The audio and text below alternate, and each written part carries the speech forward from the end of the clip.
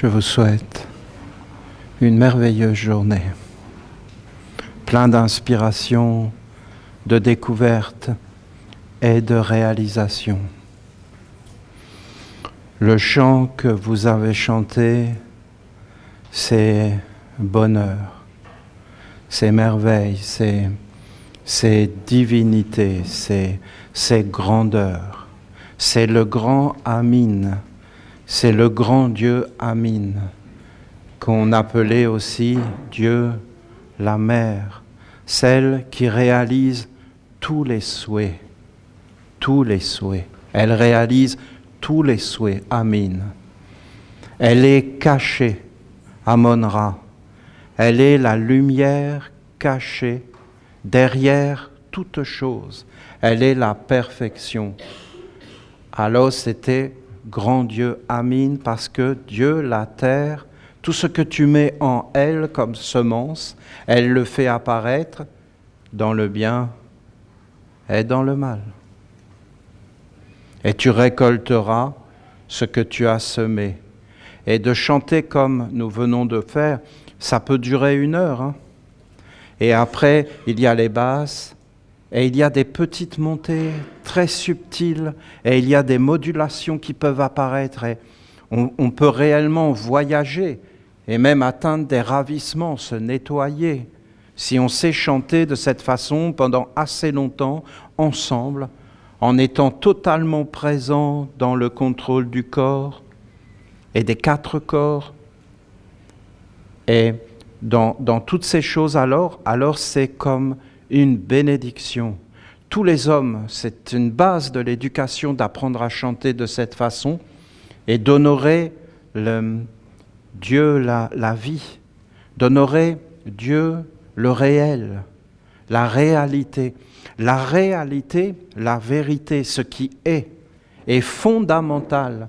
C'est un fondement, c'est une nécessité de toujours se rappeler le réel, la terre, le corps, l'impersonnalité, de se nettoyer, de se regarder.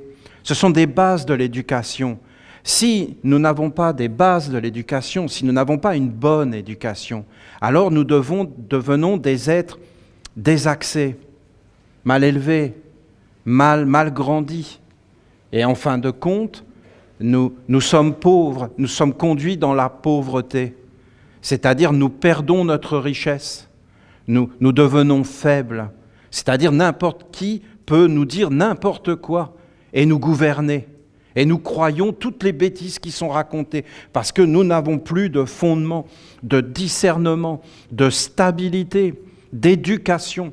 L'éducation, c'est tout, c'est la transmission des générations et du savoir qui ne s'éteint pas. Le savoir n'est pas fait pour éteindre la lumière et rendre les gens abrutis. Le savoir est fait pour conduire les êtres dans l'autonomie, la liberté, le sacré.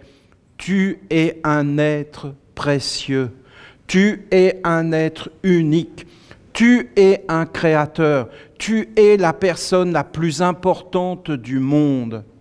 Avant de retirer la paille qui est dans l'œil de ton voisin, avant de t'occuper de ton voisin, avant de t'occuper des autres, du monde, de l'univers, de Dieu, occupe-toi d'abord de toi. Et mets d'abord de l'ordre dans ta vie et deviens déjà un être dans la plénitude, dans la sérénité, dans la paix, et après tu pourras t'occuper des autres. Après, donc c'est toi qui es le plus important, c'est pas les autres, c'est pas le monde, c'est pas le sauveur, c'est pas Dieu même. Dieu n'est pas plus important que toi, tu es plus important que Dieu, puisqu'en réalité, tout va dépendre de toi, même la divinité dans ce monde. Dieu est omniscient, omniprésent, partout. Ça sert même presque à rien de parler de lui, il est le réel. Et en fin de compte, il te parle à toi. Et c'est toi qui dois être initié, c'est toi qui dois être éduqué, c'est toi qui dois t'éveiller. Et c'est toi qui dois faire apparaître le Dieu du bien, le Dieu du mal. Le Dieu du mal, non. C'est non, et là c'est oui. Éventuellement, oui. Mais en réalité, vous avez ce qui est plus grand que tout, qui est au-delà du oui et du non. Et c'est lui le grand Dieu, le Dieu caché. Ce n'est pas le Dieu du bien ou le Dieu du mal en opposition. Ce n'est pas une opposition, Dieu. C'est nous, les hommes, qui sommes dans une opposition, mais pas Dieu. La paix n'a pas d'opposition. La paix, elle est éternelle, immortelle et sacrée. Dans l'univers, partout, elle est. Et quand elle n'est plus, alors c'est l'opposition. Alors c'est la guerre. Alors c'est le conflit. C'est ça qu'il faut voir. Alors quand vous chantez comme cela, sachez que c'est privilégié. Vous avez magnifiquement chanté. Mais bon, oui, il y a un bon professeur. Mais, oui, mais ça y fait, hein, non ? Quand vous avez quelqu'un de motivé, quand vous avez quelqu'un de pur, d'authentique, qui est en chemin et qui veut, en fin de compte, apporter, on se sent aidé. Et on a même envie de l'aider, donc en fin de compte, on est unis. Mais vous avez vraiment bien chanté. Avec des modulations, si vous commencez à entrer dans des octaves plus aiguës, très douces, tout en écoutant, vous allez être surpris. Vous allez être surpris parce qu'il faut que vous sachiez que nous ne sommes pas rien. Nous ne sommes pas des médiocres. Nous ne sommes pas des gens insignifiants. Il n'y a pas forcément des gens importants, des sortes d'idoles, de faux dieux, qui seraient importants, et nous, on serait une espèce de médiocres en dehors, qui n'avons rien à faire de la vie, qui sommes là juste pour regarder tout le spectacle qu'on nous montre. Mais en réalité, ce n'est pas du tout ça. En réalité, il n'y a pas un homme supérieur à un autre homme. Et chaque être sur la terre est fondamental. Chaque être sur la terre a quelque chose à donner. Et en réalité, si nous faisons apparaître la divinité, alors c'est quelque chose de sacré. Le message de notre Père dans le temple de l'oracle ce matin est très clair. Nous devons devenir des êtres de méditation, c'est-à-dire des êtres éveillés, posés. Voilà, si vous me permettez, c'est de ça dont je vais vous parler. D'abord, je dois vous dire que c'est réellement particulier cette histoire de Dieu la Mère. Parce que maintenant, avec le recul, et on peut se comprendre ensemble que c'est plus facile avec le recul de comprendre les choses, et que bien souvent dans la vie, il faut du recul. Mais avec le recul, je suis en train vraiment de m'apercevoir que les archanges séculaires, les grands archanges et les grands anges qui ont guidé l'humanité et qui l'ont protégée, donc les êtres vraiment qu'on peut appeler les êtres de l'amour, parce que ces êtres, ils ont un amour. Et quand l'archange Gabriel a dit « sois une mère pour l'autre », on l'entend feutrer dans un néant. Mais en réalité, si on entendait sa parole, on tomberait à genoux, on pleurerait, on serait détruit par la beauté, tellement sa parole est grande et belle. Comment c'est une parole d'amour, comment c'est une parole d'être qui reste en arrière pour protéger tous les êtres, qui vont tout donner de ce qu'ils ont pour protéger toutes les créatures, qu'aucun être ne perdu. C'est vraiment un amour délicat, un amour omniprésent, un amour qui aide, mais un amour qui a sa limite, dans le sens que nous sommes dans un monde d'autonomie. Tu es décisionnaire. La tentation existe, on ne peut pas l'empêcher. Parce que s'il n'y a pas de tentation, il n'y a pas de liberté, il n'y a pas de responsabilité, il n'y a pas d'existence. Nous ne sommes rien, nous serions des marionnettes. Le monde qui nous gouverne veut que nous soyons des marionnettes, des êtres sans opinion, des êtres sans décision réelle, que dans des illusions de pouvoir, des illusions de décision, des illusions de réflexion, alors que tout est mâché avant et que tout est déjà pensé et pré-pensé, pré-cuit, pré-cuisiné, tout ce que tu veux, tout est déjà préparé, il n'y a aucune surprise, il n'y a aucune vie individuelle. Nous sommes en train d'aller vers une extinction de la vie individuelle, de la beauté de l'individu, d'un être qui est différent des autres, de la beauté de la biodiversité, de tout ce qui est dans une diversité d'opinions. Nous sommes vraiment en train d'aller vers ce monde-là. Mais ce n'est pas ce que veut le monde divin. Le monde divin, il veut l'originalité, il veut la vie individuelle. Vous avez un des grands anges de l'archange Gabriel qui est l'individualité. L'individualité. Vous vous rendez compte de cet ange ? Ça veut dire que tu es un être individualisé, unique. Cet ange est grand et il n'est pas propre à l'homme. Tous les êtres doivent aller vers l'être véritable, mais dans son propre rayon. Il n'y a pas à s'identifier à un autre. Tu dois réellement être toi-même et chercher à tourner l'énergie d'abord vers toi-même. Et cela est vrai pour tout dans la vie, même pour la paix. Pour la paix, ce n'est pas la paix des autres. Est-ce qu'on peut comprendre ça ? Mais tu dois être en paix parce que c'est la paix. Mais non, parce que cet être, il a besoin de ce qu'il est en train de vivre. Il a besoin de ce conflit. Il en a besoin. Tu ne vas pas lui enlever le conflit qui est en train de le construire. Nous, les hommes, nous ne sommes pas construits forcément par un monde de paix. Nous avons besoin de conflits. Nous avons le droit de nous tromper. Nous avons le droit, nous les hommes, de faire des expériences. Tout ça est profondément malsain avec leur fausse morale, avec tous ces êtres qui amènent que des mondes faux, où tout doit être aseptisé, où tout doit être contrôlé, où les jeunes doivent être comme ça, où les jeunes n'ont pas le droit de se tromper, où les jeunes n'ont pas le droit de faire des expériences. Mais on a le droit de se tromper, on a le droit de mal faire.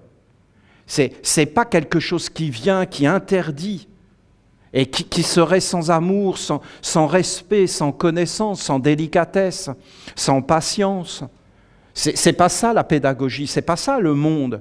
Le monde tel qu'il est fait par le monde divin n'a rien à voir avec le monde qu'on nous bombarde, d'un monde totalement faux, inapte à la vie, comme si des êtres n'étaient que dans des théories, que dans de la philosophie, que dans des choses qui n'ont rien à voir et qui sont déracinées.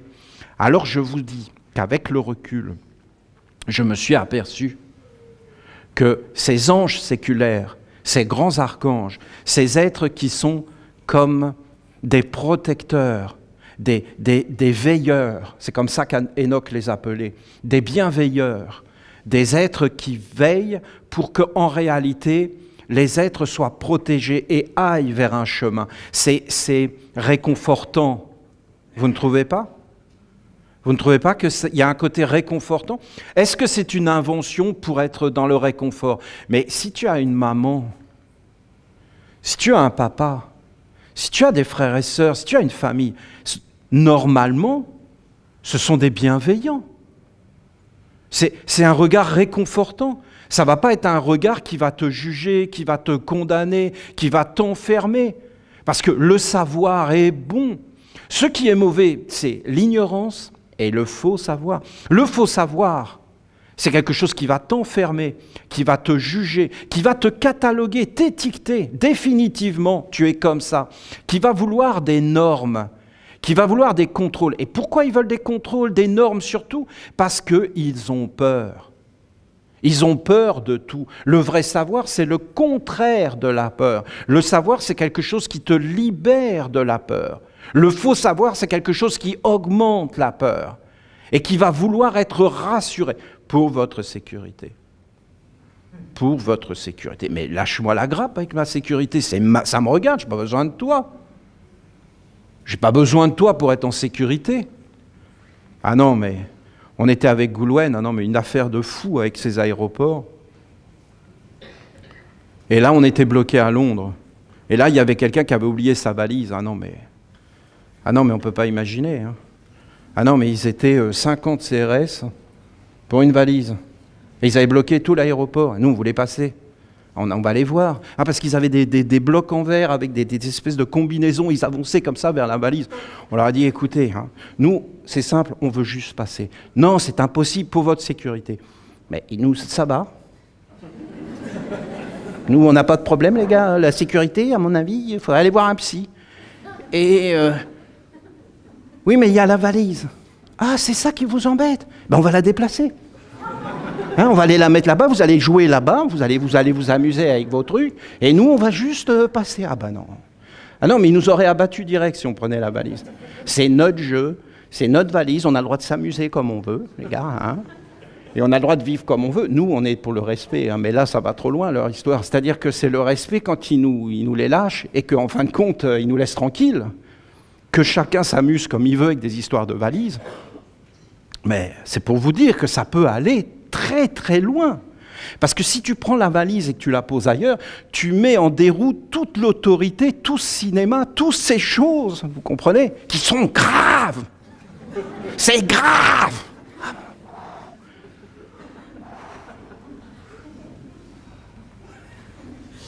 Chacun ses problèmes, mon gars. Vous comprenez? Ils en ont besoin. C'est leur évolution, ils vont comprendre. Mais ils en ont besoin. C'est pas un jugement. C'est pas d'enfermer. C'est de changer de pays peut-être à un moment donné. Parce que là, je ne sais pas, ça va aller jusqu'où, hein, cette histoire-là. Hein, il y a un problème. Ça existe, hein, c'est réel. Hein. C'est pas joyeux, hein. Ça arrive dans des individus qui déraillent complètement. Ça arrive dans des pays entiers qui se mettent complètement à dérailler, qui voient des problèmes où il n'y en a pas, qui ont des hallucinations, qui vont même les générer. Parce que vous avez des êtres, s'il n'y a pas de problème, ils s'ennuient. Je m'ennuie. Je vais allumer les nouvelles. Oh, un avion vient de s'écraser en Malaisie. Oh, c'est génial. Allô ? Géraldine, tu sais quoi ? Tu sais ce qui vient d'arriver ? 400 morts en Malaisie. Ah, c'est beau. Je me sens bien. Ok. Et après, vous parlez de paix. Mais c'est une éducation. Et vous avez ces êtres qui sont des bienveillants. Des bienveillants. Ah là, ils ont du boulot. Ah, ils sont très loin. Ils s'éloignent. Vous comprenez qu'ils peuvent s'éloigner ? Tu ferais quoi, toi ? Tu resterais ? Non, tu t'éloignerais. Tu serais heureux ? Non, tu serais triste. Tu serais triste, mais tu ne peux rien faire. Parce que les êtres doivent vivre leur expérience jusqu'au bout.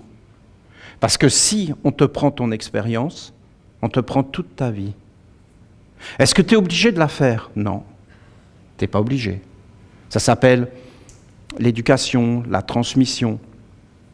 Mais allez, soyons clairs entre nous, c'est très dur. Hein, parce que quand un être n'a pas fait son expérience jusqu'au bout, il ne va pas être sûr. Il ne va pas être totalement désillusionné. Et donc, en réalité, il faut qu'il te croie. Mais c'est la chose la plus dure à faire, de transmettre une sagesse, en disant à quelqu'un, écoute, je connais déjà tout ça, ça va amener ça. Oui, tu as raison. Mais je veux, moi, faire l'expérience. Je veux la faire. Et il a le droit. Il a le droit de se tromper. Vous entendez qu'on a le droit de se tromper ? Croyez pas que c'est rien comme parole. C'est tout un art de vivre. Est-ce que c'est mieux de ne pas se tromper ? Oui, parce que de se tromper va engendrer une souffrance éventuellement pour soi, mais aussi pour les autres. Et ne pas faire de mal aux autres, c'est une base de la vie très belle, très grande. C'est un idéal noble, c'est une belle façon de penser. Et de ne pas faire le mal, de ne pas conduire un être dans le mal. Mais c'est bien compliqué, parce que vous comprenez que les êtres, fais-moi mal, Johnny, fais-moi mal. Eh ben, c'est bien compliqué, cette histoire-là, parce qu'en réalité, il y a des êtres, c'est ce qu'ils veulent. Alors comment tu fais ? Parce qu'il y a des êtres qui sont tellement malheureux, tellement perdus, qui se sentent vivants même, de cette façon-là. C'est juste de se sentir vivant. C'est un manque d'éducation, de méditation, parce qu'en fin de compte, la vie n'est pas forcément dans le corps. Voilà, il y a des choses à expliquer. Ce que je veux vous dire, c'est que ces êtres bienveillants, ces archanges et ces anges séculaires, de la tradition de nos ancêtres, je comprends maintenant, avec le recul, qu'ils n'ont pas du tout voulu nous conduire vers les hauteurs, mais qu'ils ont voulu nous conduire à la rencontre de Dieu, notre Mère. Et maintenant, je comprends avec le recul qu'ils ont voulu que nous touchions la terre et que nous allions rencontrer la mer. Et je vous dis que nous sommes dans la victoire de notre entreprise, de notre démarche et de notre cheminement. Et c'est pourquoi l'archange Michael est dans la joie et qu'il veut vous bénir. Il le veut, c'est-à-dire qu'il veut vous sortir de votre condition. Et il veut vous élever dans une condition d'existence supérieure. Parce que il faut bien comprendre qu'il y a une aristocratie de la vie et une royauté. Et que plus vous vous approchez de la source, et plus vous devenez des aristocrates, des nobles. Vous avez les gueux. Oh, hein? Non, ben si. Et si c'était faux, toute cette histoire?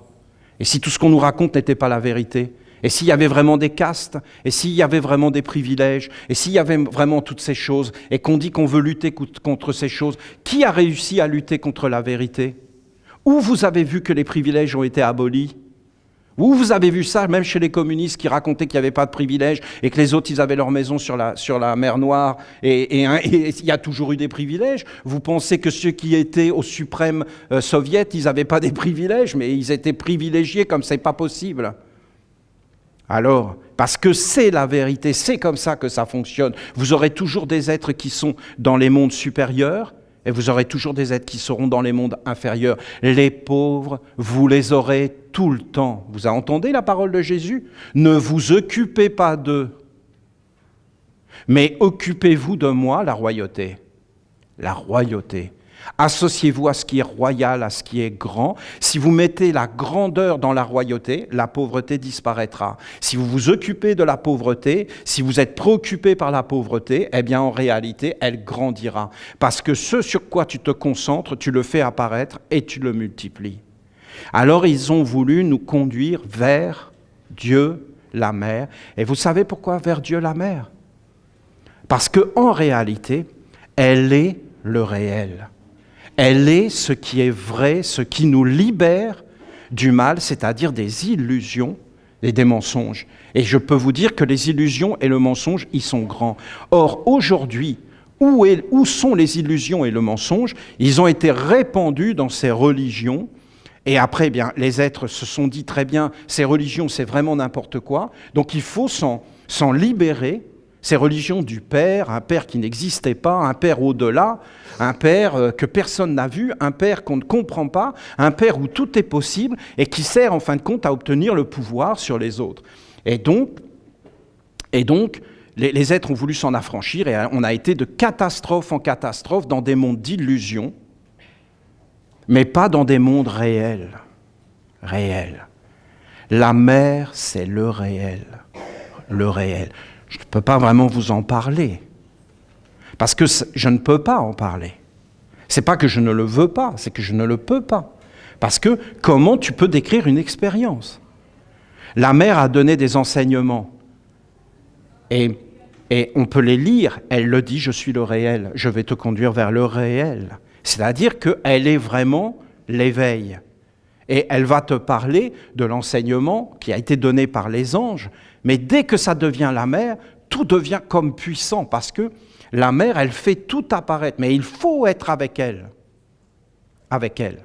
Pourquoi la mer n'est plus dans nos contrées? Pourquoi la mer n'est plus dans nos pays? Mais parce que la mer, elle peut te toucher que s'il y a des conditions.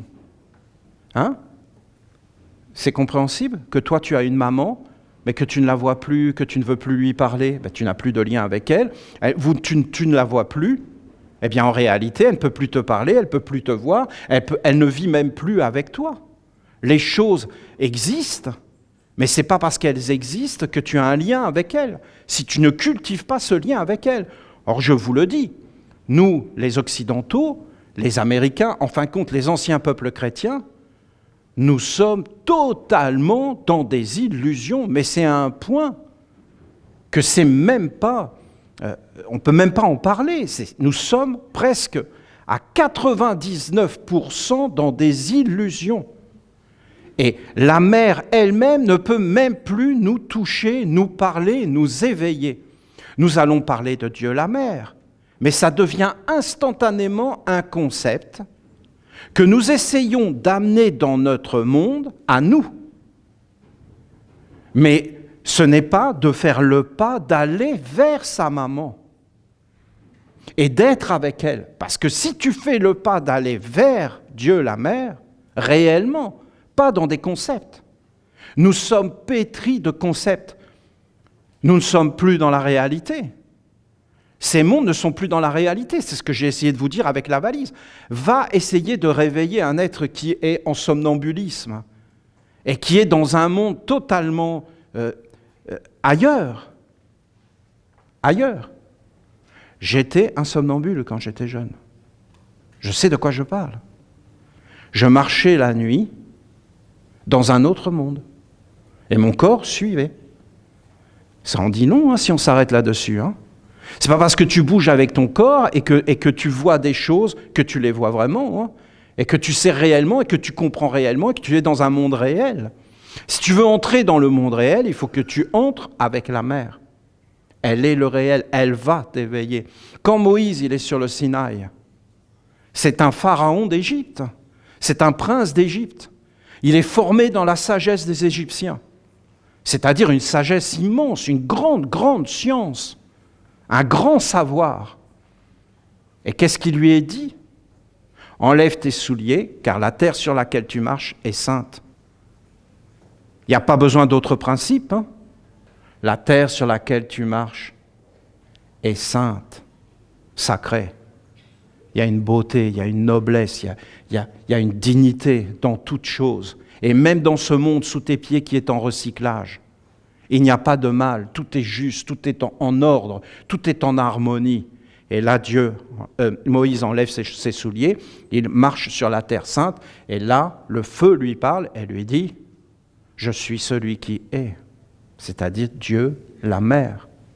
Dieu, la mère, celle qui est. Elle est le réel. Et après, quand Jésus dit « Nul ne va vers le Père sans passer par moi, la mère », il dit en réalité le grand chemin de s'élever à partir du réel et pas à partir d'illusions. Parce que si tu entres à partir d'illusions dans le chemin de la grandeur, mon ami, tu vas multiplier l'illusion, c'est tout ce que tu vas faire. Et tu vas avoir un Dieu illusoire, avec des choses illusoires, avec une vie illusoire, complètement déconnectée du réel, de la réalité de la vie. Et la mer, c'est le réel, c'est la terre sur laquelle tu marches en réalité. Mais aujourd'hui, les hommes ne marchent plus vraiment sur la terre, ils n'ont plus conscience ni de la terre, ni des plantes. C'est même affolant, Les forêts en Europe sont mortes. C'est des forêts plantées, artificielles. C'est des forêts exploitées. Il n'y a plus de nourriture dans les forêts, dans la nature. Il n'y en a plus. Il faut savoir que l'Europe était d'une richesse incroyable, avec des forêts mais gigantesques, avec de la nourriture à profusion. Les animaux se cachent. Les animaux sont même en train de changer toute leur habitude d'existence pour ne plus croiser l'être humain, tellement ils sont affolés et ils ont peur. Alors ils se cachent dans tous les pays de la Terre. C'est un phénomène mondial. Les animaux essaient d'éviter l'homme. S'ils vivaient le jour, ils préfèrent affronter les prédateurs de la nuit plutôt que de rencontrer un humain qui se balade.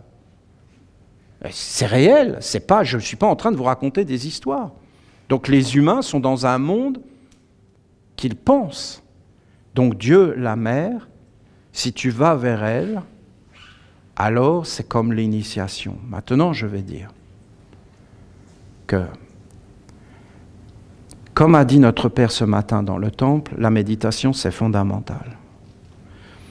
De poser le poids de ton corps sur le sol. Pourquoi le sol nous attire ?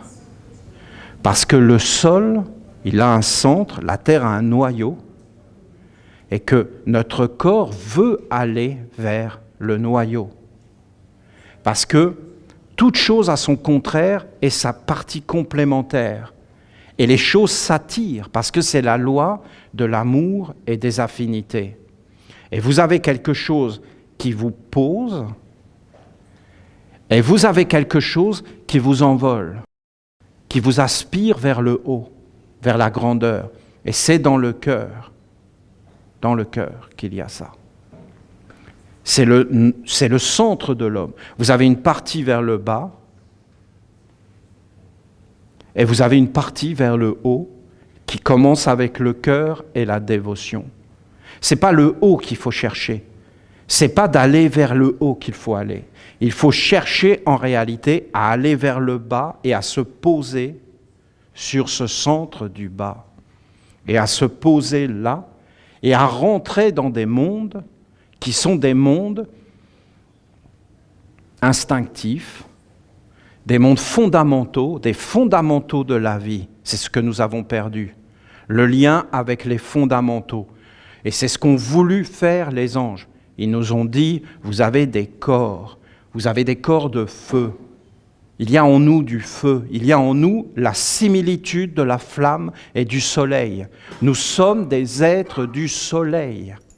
Nous sommes identiques avec le soleil. Nous venons du soleil et pas du tout de la terre. Nous avons un corps qui est un corps avec le cosmos. Nous ne voyons pas ces choses. Nous sommes beaucoup plus impersonnels que ce que nous croyons. Et nous avons réellement un corps d'eau.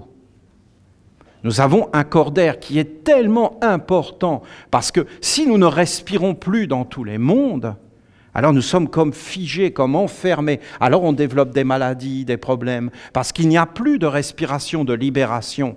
Ce n'est pas simplement de respirer comme ça. Nous faisons toutes ces choses mécaniquement. Nous avons été mis en dehors de nous. On nous a monté les forces jusque dans la tête. Et là, c'est comme un faux savoir qui est apparu, mais même un faux savoir de nous-mêmes. Nous ne connaissons même plus les fondamentaux de notre vie, les éléments et toutes ces choses. Et qu'est-ce que dit la mère? Elle dit, il y a ces 4 corps et je vais les faire apparaître. Et c'est clair qu'elle les fait apparaître. Parce que essayez d'imaginer le corps d'eau qui est un corps de relation. Essayez d'imaginer toutes les informations qui sont vivantes, qui rentrent à l'intérieur de nous. Mais même, par exemple, vous voyez là, la lumière électrique. Ben, vous pensez que cette lumière électrique, ça ne fait rien, mais il y a des champs magnétiques tout autour que notre corps d'eau n'aime pas du tout, et qui rentrent à l'intérieur de nous et qui s'accumulent des charges. Je ne sais pas si vous vous rendez compte, après une journée avec de l'électricité intensive, quand vous allez vous coucher, vous êtes comme chargé. Il y a des rayonnements magnétiques partout maintenant.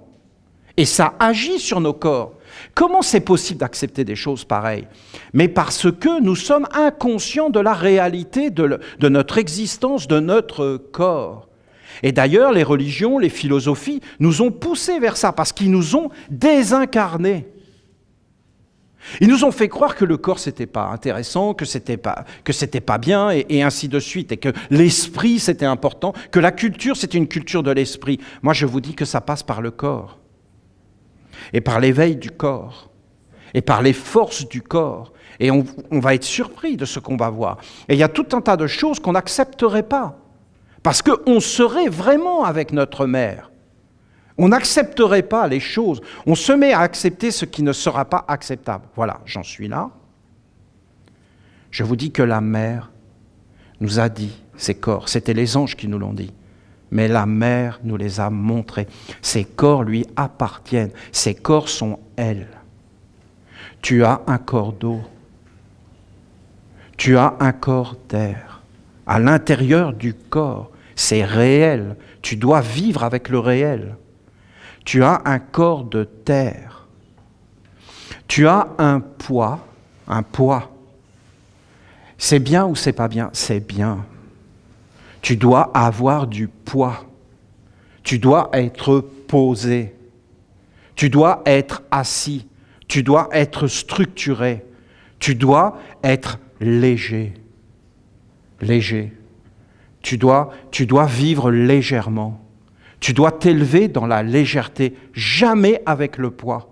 Le poids doit être posé. Et quand tu t'élèves et quand tu vis, ça doit être léger. La vie doit être légère. La vie, tu dois être léger pour les autres. Tu ne dois pas amener des poids. Le poids va écraser. La vie n'est pas un écrasement. Ça, c'est les contre-vertus qui amènent ça. On partage tout ce qui est sale. Mais non, ce n'est pas ça la vie. Il y a des recyclages. Et en fin de compte, tu vas vers quelque chose de maîtrisé, de posé, d'individualisé. Et c'est le calme, et c'est ça la paix. La paix, ça commence par toi. Ça commence par une éducation de toi, en définitive. Et après, eh bien, tu vas vers le léger, vers le pur, vers le saint, vers le bonheur, vers la félicité, vers l'extase que nous parlait notre Père hier. C'est-à-dire, en fin de compte, tu es une flamme, vers une joie intérieure. Pas d'être transformés dans des consommateurs, des êtres qui ne vivent que de l'extérieur, qui ne vivent que dans ce feu de la consommation qu'on nous met à travers tout un tas d'images qui rentrent dans nos corps. Mais ce n'est pas pour nous libérer, c'est pas du tout pour nous rendre heureux. Si vous regardez toutes ces choses, et il y a tout un monde à expliquer.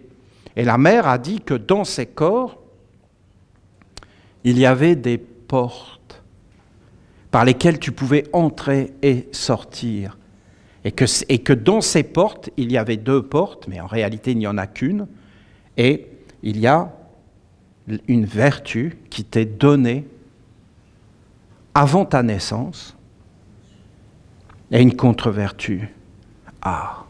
Et là, on y vient. D'abord, nous avons toute une structure, et ensuite, nous sommes venus sur la terre pour faire un travail. De travailler, c'est le bonheur. Et en fin de compte, nous devons mettre la contre-vertu à sa place et mettre la vertu à sa place, c'est-à-dire la vertu dans la grandeur et la contre-vertu dans le recyclage, où elle travaille pour enlever des choses qui sont négatives, des maladies, des choses qui sont là. Alors elle les prend et elle les recycle. Et l'homme, en fin de compte, il est un organisme pour générer de la bonté, de la vérité, du partage. Voilà ce que dit la mère. Et ce sont des portes et ça entre. Voilà. C'est surprenant. C'est vrai, c'est clair. Et quand tu t'approches d'elle, tu vois tous ces mondes qui sont en toi. Parce qu'en fin de compte, elle te force à les regarder. Parce qu'elle, ce qu'elle veut, c'est que tu te nettoies, que tu redeviennes clair et que tu accomplisses ta mission sur la terre. Et c'est quoi ta mission sur la terre? Et qui te l'a dit? Et notre Père nous dit qu'on doit être dans la méditation. Mais je vous dis, pour moi, la méditation, c'est d'abord de poser le poids sur le sol. Ça, pour moi, c'est très clair. C'est limpide. C'est de se poser, mais qui me porte? Tu es là, tu as la terre. Tu as un être bienveillant. Et qui m'élève? Tu as le ciel. Tu as un être bienveillant. C'est rempli d'imagination. Non, il faut que tu enlèves tout ça. Tu vas voir, par exemple, que l'air est vivante et que l'air, en fin de compte, est un être bienveillant, empli.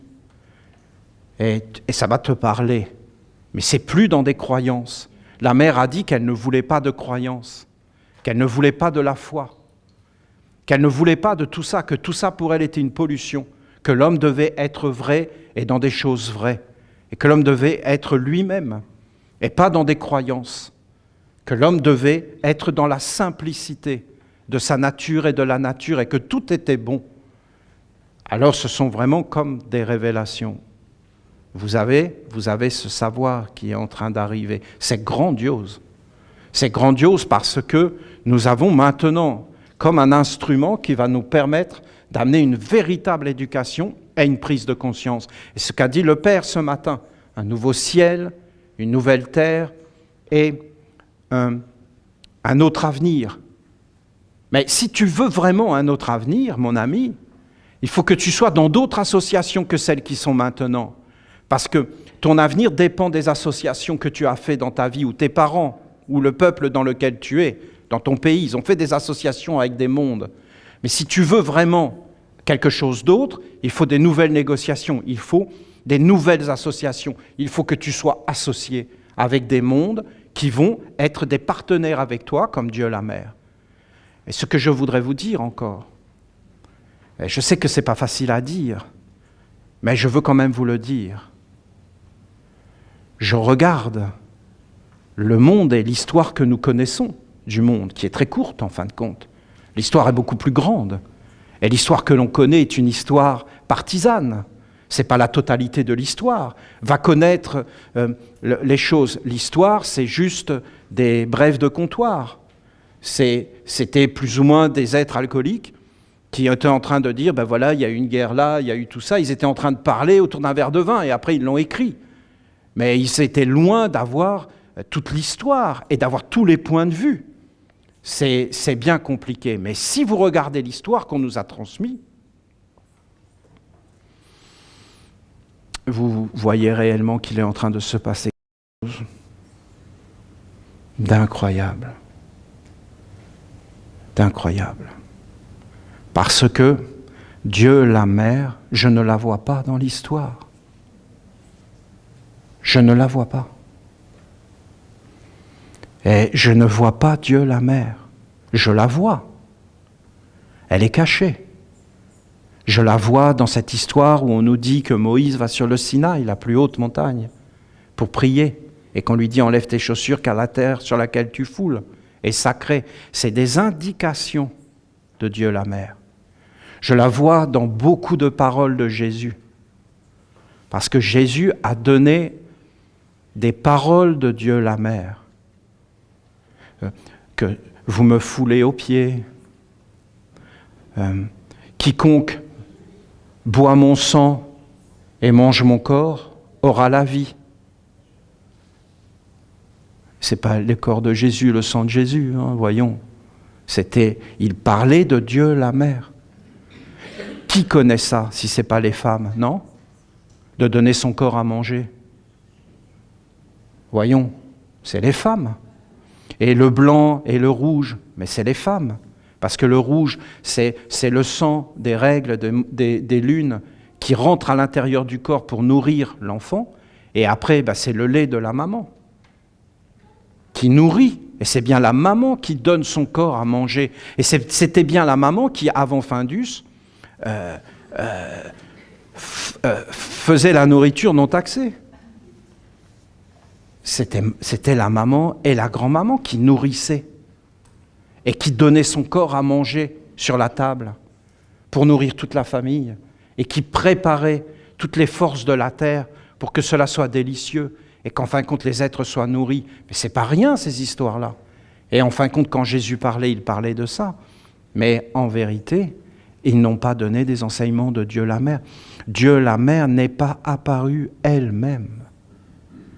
Et ce qui est en train d'arriver là, c'est que Dieu, la Mère, apparaît elle-même. Elle-même. Vous entendez? C'est incroyable. C'est quelque chose, quand on est un amoureux du savoir, de la tradition, de l'histoire de l'humanité, de ce cheminement, mais c'est d'une beauté immaculée. Et ce n'est pas de passer par Jésus. C'est que l'initiation de Dieu la Mère, c'est toi et la Mère. C'est toi et la Mère. Il n'y a pas d'intermédiaire. C'est toi et Dieu la Mère. Et c'est elle qui te parle. Oui, Olivier, ce que tu nous as dit, les peuples animistes, je vous dis que les peuples animistes ne connaissaient pas Dieu la Mère. Éveillez-vous. Oui, mais Dieu la terre mère, je vous dis qu'ils connaissaient la terre mère, mais qu'ils ne connaissaient pas Dieu la Mère. Je vous dis que je n'ai entendu personne qui parle de ça et de son apparition. Je vous dis qu'elle est cachée. Si je regarde le monde, le seul et unique être qui n'a pas parlé d'elle, mais qui l'a vraiment montré, c'est le grand Bouddha. Bouddha l'a montré. Regardez-le bien, le Bouddha. Il a comme été celui qui montrait Dieu la Mère. Parce que si vous le regardez, Bouddha, Il est assis en méditation. Après, qu'est-ce qu'il fait? Il se lève. Il mange un peu, il va mendier, il prononce des paroles, puis après il va se coucher. Bouddha, il te dit, tu dois être ça, tu dois faire ça, il donne des ordres, il donne des directives? Non. Il dit, vous devez vous éveiller. Vous devez vous éveiller de l'intérieur. Et vous devez, quand tu inspires l'air, inspire l'air. Et quand tu expires l'air, expire l'air. Voilà les enseignements du Bouddha. Et éveille-toi. Et quand tu inspires l'air, éveille-toi. Et quand tu expires l'air, éveille-toi. Et après, il condamne, il donne des enseignements de sagesse, et il éclaire. Mais il ne condamne personne, il n'enferme personne, il ne maudit personne, il ne dit pas qu'il y a une personne qui est supérieure à une autre personne, Bouddha. Il ne parle pas de ça. Il ne dit pas qu'on doit faire ça. Il parle des nobles vérités, du sentier octuple. Il parle de tout ça. Il parle beaucoup de la souffrance, de se libérer de la souffrance. Parce qu'en fin de compte, la souffrance n'est pas voulue par Dieu. Et qu'en réalité, on doit vivre dans le bonheur, la félicité, la sérénité. C'est d'ailleurs de ce qu'il parle. Et il parle de compassion, d'aimer les autres, de s'ouvrir, parce qu'en réalité, c'est vraiment un enseignement de la mère, de Dieu la mère. Le Bouddha a donné un enseignement que si tu vas vers Dieu la mère, parce que Dieu la mère, quand elle te parle, elle te dit, mais voyons, tu n'es supérieur à aucun autre être, tu n'as pas à prendre en charge les autres, tu n'as pas à imposer, tu n'as pas à enfermer, tu n'as à enfermer aucun être, mais tu as à libérer les êtres, mais commence par toi-même. Libère-toi toi-même et occupe-toi de toi-même. La mère, c'est ça qu'elle va te dire. Et mets de l'ordre. Une fois que tu t'es mis de l'ordre à l'intérieur de toi, va vers ta mère, le sol, et honore celle qui est toujours là, qui te nourrit, qui te porte, qui prend soin de toi. Et après, honore ton Père. La grandeur, l'immensité, le ciel, la légèreté, celui qui te tient droit, celui qui te fait rentrer dans les mondes supérieurs, mais surtout fais attention, dans ces mondes supérieurs, plein d'illusions. Plein de fantasmes, parce que tu vas éveiller le serpent qui va rentrer, il va d'abord rentrer dans le cœur. D'abord, c'est la mère.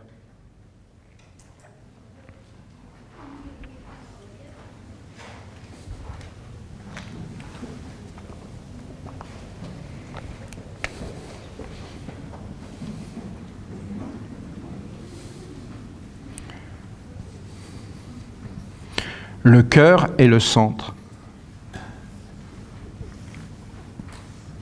D'abord, vous devez poser sur la terre la mer. Et après, vous allez vers le ciel. Et le centre ici, c'est la dévotion. Une fois que tu es posé sur des bases solides des 4 corps, tu commences à avoir la gratitude, à être rempli à l'intérieur la félicité.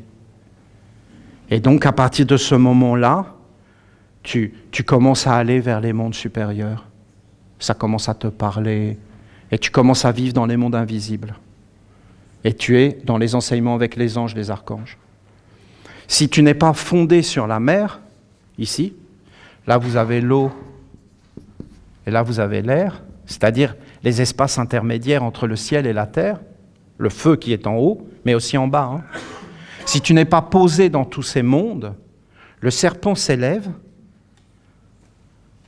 il rentre dans le cœur, il le détruit, le casse. Il n'y a plus rien. Après, il rentre dans la tête, il adore. Et là, il crée tout un monde, là, d'illusions. Illusions. Il n'y a plus de cœur, il n'y a plus de centre de la terre, tu touches plus le sol, tu n'es plus dans le réel, tu crois tout ce que tu dis, c'est des bêtises. Tu deviens un chrétien au nom du Dieu de l'amour qui va exterminer tous ceux qui ne sont pas des chrétiens, parce que ce n'est pas l'amour. Si tu n'es pas un chrétien, tu n'es pas avec le Dieu de l'amour. Il est convaincu d'avoir raison, totalement flahi, totalement envolé, totalement dans des illusions. D'accord ? Persuadé d'avoir raison. Aucune base, aucun fondement.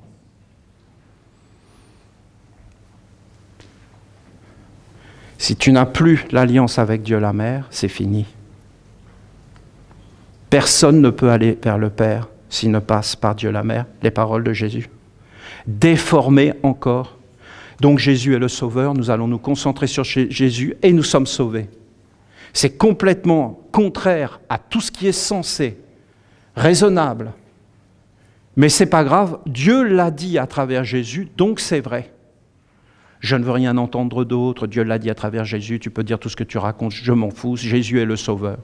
Il a dit, nul ne peut aller au Père sans passer par moi. Alors comment il faisait avant ? Eh bien, on s'en fout.